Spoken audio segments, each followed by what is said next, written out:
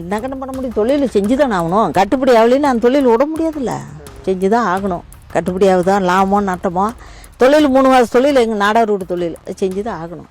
லாபமோ நட்டமோ கட்டுப்படி ஆகாட்டாலும் தொழிலாச்சே, செஞ்சுதான் ஆகணும் என்ற இந்த பெண்மணி தன்னிலை விளக்கமளிப்பது நம்ம ஊர் பானமான கள்ளைத்தான்.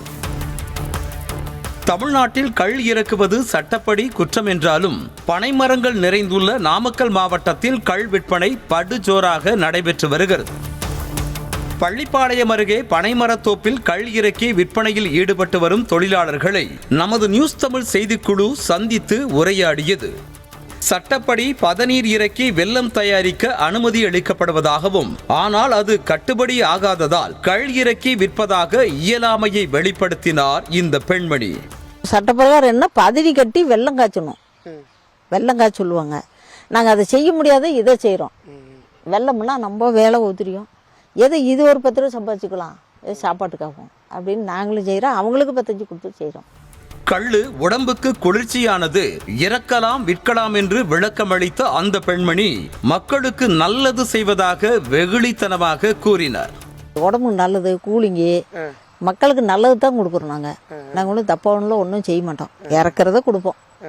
மக்களுக்கு நல்லது, கூலிங்கு. போலீசாருக்கு தெரிந்துதான் கள் இறக்குவதாக தெரிவித்த அந்த பெண்மணி அவர்களுக்கு 5000 ரூபாய் அட்வான்ஸ் கொடுத்தும் வாரந்தோறும் 1000 ரூபாய் மாமூல் கொடுத்தும் கள் விற்று வருவதாக கூறினார். போலீஸ்க்கெல்லாம் தெரியும். எவ்வளவு போலீஸ்க்குலாம் எவ்வளவு காசெல்லாம் தெரியுங்களா, எப்படி என்னன்னு அதை சொல்லுங்க. அட்வான்ஸ் கொடுக்க வேணும், அப்புறம் வாரங்கண்டா மாமூல் கொடுத்தா வேணும். இப்ப அட்வான்ஸ் சரி, இப்ப கொடுக்க மாசம் கொடுக்கணும், அது எவ்வளோ? 1000 500 கொடுப்போம். இப்ப அப்படி அது கொடுக்கலீங்கன்னா கூட்டிட்டு போவாங்க, வந்து இல்லைன்னா ஏற வேண்டான்னு சொல்லுவாங்க. பதநீர் இறக்க அனுமதி வாங்கி தொழில் செய்வதாக கூறும் இந்த இளைஞரோ கள் இறக்குவது எல்லோருக்கும் தெரியும் என்றார். கள்ளை குடித்து பார்க்கும் போலீசார் நல்லா இருந்தால் மாமூல் வாங்கி கொண்டு சென்று விடுவதாகவும், இல்லை என்றால் விற்காதே என சொல்லிவிட்டு போவார்கள் என உண்மையை போட்டு உடைத்தார். போலீஸ் தெரியுமா விற்கிறது? தெரியும்.